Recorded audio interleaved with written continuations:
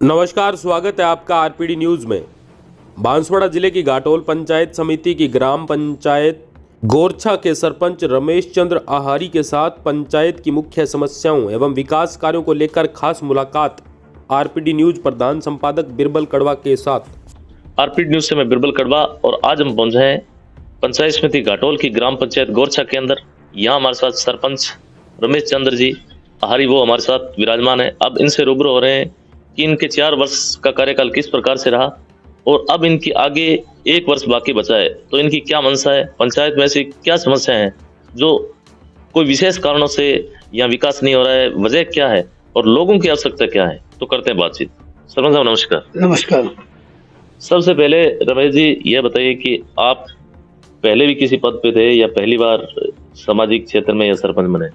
पहले भारतीय जनता पार्टी से मंडल उपाध्यक्ष भी रहा, इकाई अध्यक्ष रहा और वर्तमान में सरपंच 7 साल से।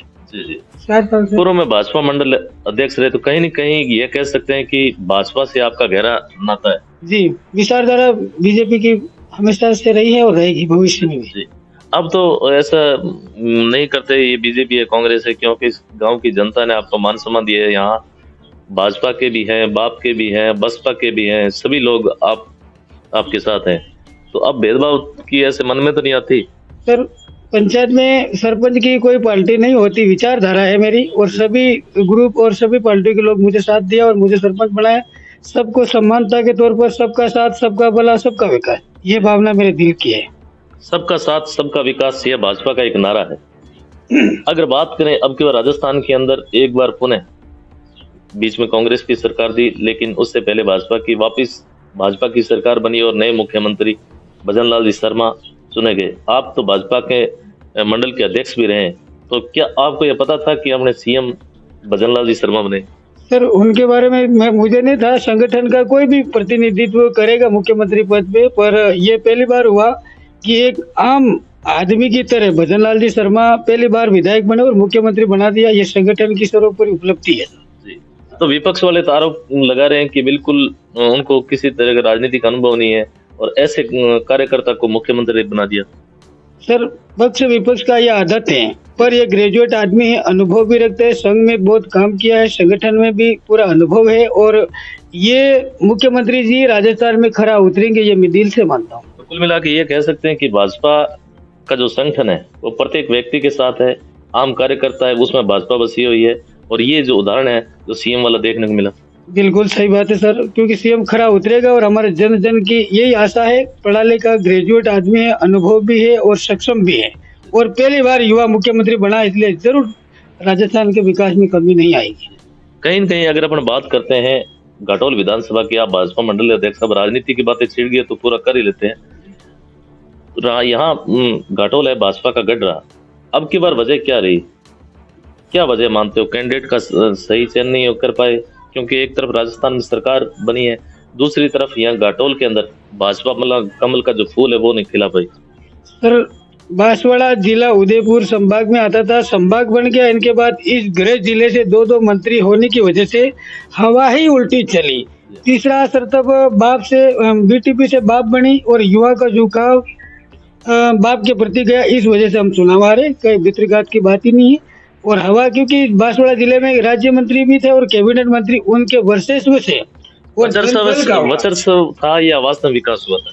नहीं, उनके वर्चस्व और धन बल का उपयोग हुआ, इस वजह से हम हारे, हम मानते हैं, क्योंकि उनका प्रभाव भी था व्यक्तिगत लोगों का, मतलब इस प्रकार से हुआ। अब की बार लोकसभा चुनाव आ रहे हैं, अब क्या उम्मीद लगाए बेटे? आपको लगता है लोकसभा चुनाव डेफिनेट हम बांसवाड़ा डूंगरपुर की सांसद सीट हम निकाल के रहेंगे और बीजेपी का ही कमल खिलेगा।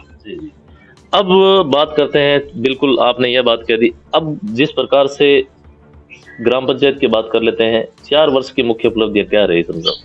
4 साल सर, 2 साल कोरोना हुआ, फिर भी हमने विकास में कोई कसर नहीं छोड़ी। नरेगा के अंतर्गत मजदूरों का सृजन किया। 1 साल सरकार विवाद इसमें गृहस्थी में रही, फिर भी हमने जो विकास किया, विकास तो आपके सामने ही।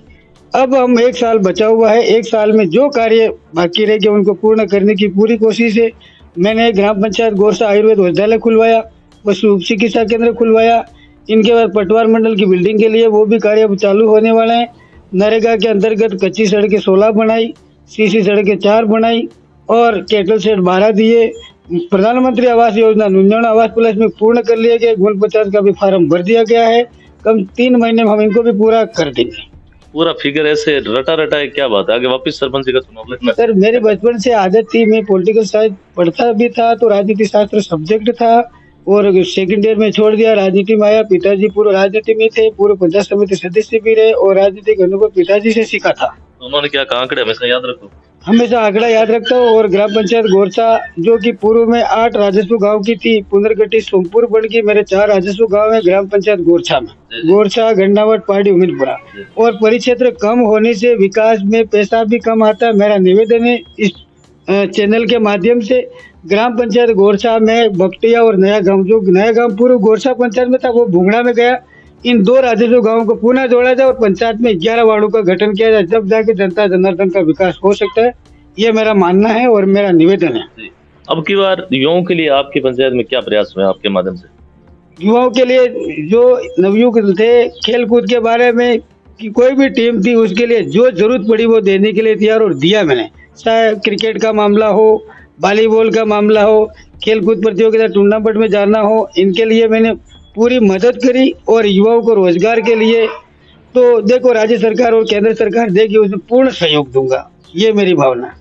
खेल कूद में हर तरह से प्रोत्साहित करते रहते हो और समय समय पे उनको आगे मोटिवेट करते रहते हैं। खेल मैदान वगैरह किस प्रकार है यहाँ पे?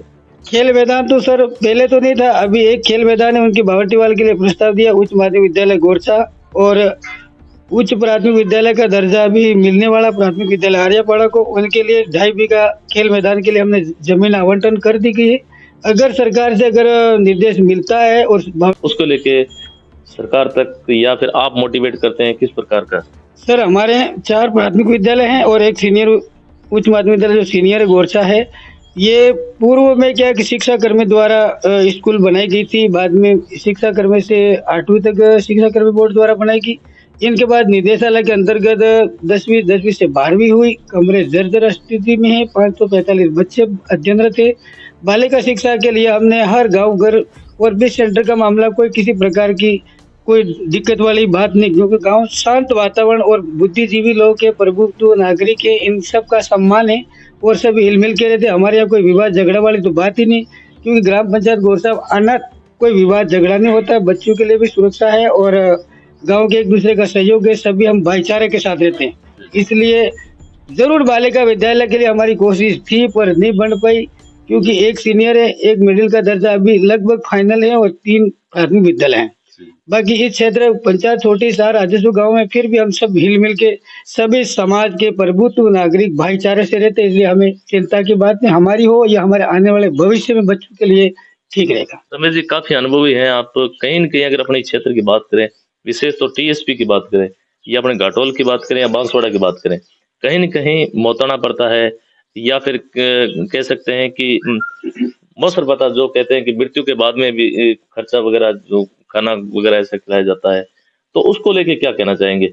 वो कहीं न कहीं आज भी एक तरह से जब व्यक्ति की डेथ हो जाती है उसके बाद में यह प्रथा चलती है और जो पीड़ित परिवार है उस पे दबाव भी कई जगह बनाया जाता है, तो उसको लेके क्या कहना चाहेंगे? सर हमारे कुछ कम करने की कोशिश मृत्यु बोझ में तो हमारे पहले से कम है। मृत्यु बोझ में यूँ है सर, हमारे इस ग्राम पंचायत गोरछा में प्रभुत्व नागरिक, जैसे किसी की मृत्यु हो जाती है, उनका 11वां जो 12वां कार्यक्रम होता है, तो समाज के सभी लोग जो उस घर पे बैठने के जाते हैं, 100, 200, 500 रुपए, इसलिए उस घर वाले को तो हम पैसा लेते नहीं और उनको खर्चा आता नहीं, क्योंकि समाज की मर्यादा के हिसाब से हम पैसा उनको देते उस आत्म क्रियाक्रम में। नहीं वो तो ठीक है, एक सहयोग करना, लेकिन कहीं न कहीं उल्टा हो जाता है इसका। नहीं, अपने इस क्षेत्र में तो बिल्कुल उल्टा नहीं। और अगर किसी की मौत हो भी जाती है, जैसे प्रभुत्व नागरिक मेरी पंचायत में अगर किसी की मौत हो जाती है, तो उनके सगा वाला के जो लोग आते हैं, उनके घर वालों को क्या खाना खिलाने के लिए, वो उनको हमने बिल्कुल बंद कर रखा। सगा संबंधी कोई भी आए, तुम नारियल लाइए, कपड़ा लाओ, कपड़े को तो लिए हमने प्रतिबंध कर रखा है, फिर भी कोई ले आता है। बाकी हमने इस प्रथा को, पुरानी परंपरा को बंद किया है और काफी सुधार आया भी है और लोग बाग सब जागृत हो चुके हैं। और मृत्यु बोझ तो नहीं के बराबर ही रखते हम, तो सुबह कार्यक्रम रखते हैं दिन में और शाम को 5 बजे समापन। इतना लंबा चौड़ा कार्यक्रम मृत्यु बोझ का नहीं है हमारा। सरकार की सबसे अच्छी योजना कौन सी लगी जो वास्तव में पंचायत में आम लोगों को जिसका सीधा फायदा मिल रहा है? या फिर क्या संदेश देना चाहेंगे ऐसी कोई योजना? जनता के लिए सबसे बेहतर और बढ़िया है प्रधानमंत्री आवास योजना, क्योंकि इससे लोगों का अच्छा फायदा हुआ। दूसरी बात मैं निवेदन करना चाहता हूँ कि प्रधानमंत्री सड़क योजना लगभग राजस्थान में भी जुड़ चुकी है। हमारे गोरछा पंचायत में 2 सड़कें जुड़ी है, पर सीसी सड़क राज्य सरकार, पूर्व राज्य सरकार द्वारा बंद कर दी कि इनकी सख्त आवश्यकता है, क्योंकि हमारे आम पब्लिक अतिक्रमण हो गया। जैसे जिस रास्ते से जाएंगे, पहले बहुत बड़े बड़े मेड थे, अब छोटे हो गए, तो हमने कच्ची सड़कें बनाई, वो आरसीसी होती जाती तो जनता का अच्छा लाभ होता, आम पब्लिक का लाभ होता। ये मेरा निवेदन है, क्योंकि हर घर 2 व्हीलर से 4 व्हीलर तक गाड़ियां है, मतलब मजदूरी करते 2 व्हीलर पे जाते हैं, इसलिए सर विधिवत सड़कों के लिए सख्त आवश्यकता है और इनको कराना जरूरी हो गया। समझा, पूर्व में मुख्यमंत्री चिरंजीवी योजना अपने कांग्रेस सरकार के टाइम में चलती थी, अब क्या कहीं न कहीं उसका नाम बदला है, उसको लेके क्या कहना चाहिए? आयुष्मान भारत ठीक है, पूर्व सरकार ने जो किया था उसको नाम, ये तो हमेशा परंपरा रही राजस्थान में कि अटल ये प्रधान मतलब राजीव गांधी उसमें सेवा कुछ केंद्र राशि था, उसको उसमें राशि भी कुछ न कुछ कम है राशि तो वर्तमान बढ़नी में चाहिए या उसमें क्या? उसमें राशि कम है पर बढ़ेगी, और हमारी भी ये मांग है। और जो प्रतिनिधित्व विधायक महोदय उनको भी हमने अवगत कराया कि चिरंजीवी स्वास्थ्य बीमा योजना 10 लाख का अभी 5 लाख कर दिया, उसको बढ़ाने के लिए। और विधानसभा में इस बात के लिए बेटा वो घर मेरा है, जिस घर पे बेटा वही खाना खाता हूँ, मेरी ये भावना है और जनता का भी मेरे से प्यार है। रमेश जी, सबसे अच्छी विशेषता आपकी यह लगी कि आप अनवरत बोलते हैं, सांस नहीं लेते और अनवरत चलना है आपका। हमेशा के लिए सर मेरे बचपन से यही था कि मेरे पिताजी ने पढ़ाया, मदर मुझे छोड़ने की, पापा जी राशन डीलर थे, मदर ने पढ़ाया ले जाते और बड़ा हुआ। इनके बाद राजनीति शास्त्र सब्जेक्ट रहा। और पंचायत समिति की जब पहली साधारण सभा हमारी मीटिंग हुई, उन्होंने कहा किस ग्रुप से की, तो मेरा भी नंबर आया। मैंने कहा मेरा नाम रमेश चंद्र आहारी, सरपंच प्रथम बार ग्राम पंचायत गोरछा। मैंने कहा सेकेंड ईयर अध्ययनरत था, पॉलिटिकल साइंस का विद्यार्थी हूँ, 25 साल का पॉलिटिकल अनुभव, और मैं किसी पार्टी से नहीं हूँ। तो पूर्व विधायक और वर्तमान विधायक बताइए नानालाल जी का, रमेश जी क्या? मैंने कहा मैं किसी पार्टी से नहीं हूँ, क्योंकि सरपंच की कोई पार्टी नहीं होती, विचारधारा भारतीय जनता पार्टी, पर मैं किसी पार्टी से नहीं आया। सभी लोगों ने बताया अपना अपना, मैं इस ग्रुप से, इस पार्टी से ये हूँ, पर मैंने वो नहीं बताया, क्योंकि मैं पार्टी से था नहीं, क्योंकि मैंने सभी पार्टियों के कार्यकर्ताओं ने मुझे वोट दिया था, इसलिए विचारधारा बीजेपी में किसी पार्टी से सरपंच नहीं बना। तो यह थी हमारी खास वार्ता ग्राम पंचायत गोरछा के सरपंच रमेश जी आहारी, जिनकी वार्ता आपने सुनी, क्योंकि ये 1 मिनट में बहुत ही ज्यादा शब्द बोलते हैं, बहुत इनकी जो स्पीड है वो काफी आई है। साथ ही कमेंट करके, विशेष तौर से आप हमें कमेंट करके बताना कि ग्राम पंचायत गोरछा के अंदर विकास कार्य है वो किस प्रकार से चल रहा है। और यहाँ तक कि रमेश जी ने ये चैलेंज भी किया कि नेक्स्ट बार सरपंच जी मैं बनूंगा, क्योंकि गांव की जनता ने मुझे प्रेम दिया और मैंने काम किया। धन्यवाद सरपंच साहब, समय दिया। धन्यवाद, धन्यवाद।